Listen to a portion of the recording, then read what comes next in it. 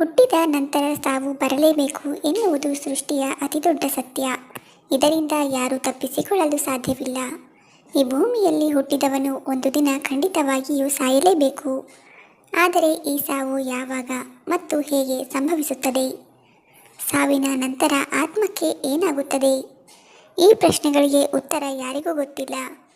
ಗರುಡ ಪುರಾಣದಲ್ಲಿ ಸಾವಿಗೆ ಸಂಬಂಧಿಸಿದ ಇಂತಹ ಅನೇಕ ರಹಸ್ಯಗಳು ಹೇಳಲಾಗಿದೆ. ಈ ಸತ್ಯಗಳು ನಮ್ಮನ್ನು ದಿಗ್ಭ್ರಮೆಗೊಳಿಸಿಬಿಡುತ್ತವೆ. ಆತ್ಮ ದೇಹದಿಂದ ಹೊರಹೋಗುವುದು ಈ ಅಂಗದಿಂದ. ಗರುಡ ಪುರಾಣದ ಪ್ರಕಾರ ದೇಹದಲ್ಲಿ 9 ಬಾಗಿಲುಗಳಿವೆ.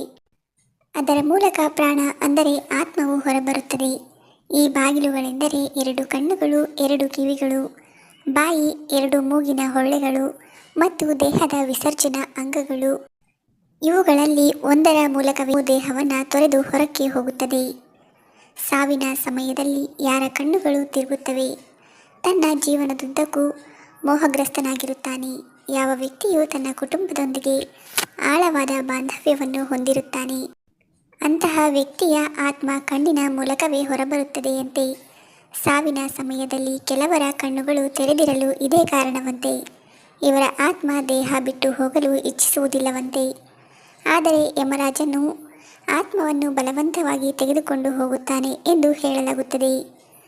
ಇನ್ನು ಪುಣ್ಯವಂತರು ಹೇಗೆ ಸಾಯುತ್ತಾರೆ?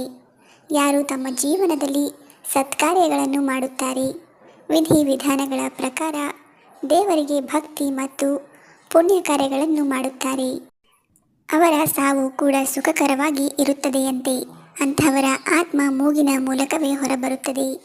ಈ ರೀತಿಯ ಮರಣವನ್ನು ಅತ್ಯಂತ ಮಂಗಳಕರವೆಂದು ಪರಿಗಣಿಸಲಾಗುತ್ತದೆ.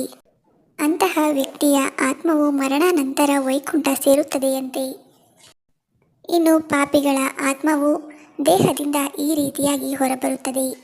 ಗರುಡ ಪುರಾಣದ ಪ್ರಕಾರ ತನ್ನ ಜೀವನದುದ್ದಕ್ಕೂ ಸ್ವಾರ್ಥವನ್ನು ಸಾಧಿಸಿದ ವ್ಯಕ್ತಿ, ಜನಕಲ್ಯಾಣ ಕಾರ್ಯಗಳಿಂದ ದೂರ ಉಳಿದಿರುವ ವ್ಯಕ್ತಿ, ಲೈಂಗಿಕ ಬಯಕೆಯನ್ನೇ ಮುಖ್ಯ ಗುರಿಯನ್ನಾಗಿಸಿಕೊಂಡ ವ್ಯಕ್ತಿ ಕೊನೆಯ ಕ್ಷಣಗಳಲ್ಲಿ ತಮ್ಮ ಮುಂದೆ ಯಮದೂತರನ್ನು ನೋಡಿ ಭಯದಿಂದ ನಡುಗುತ್ತಾನಂತೆ.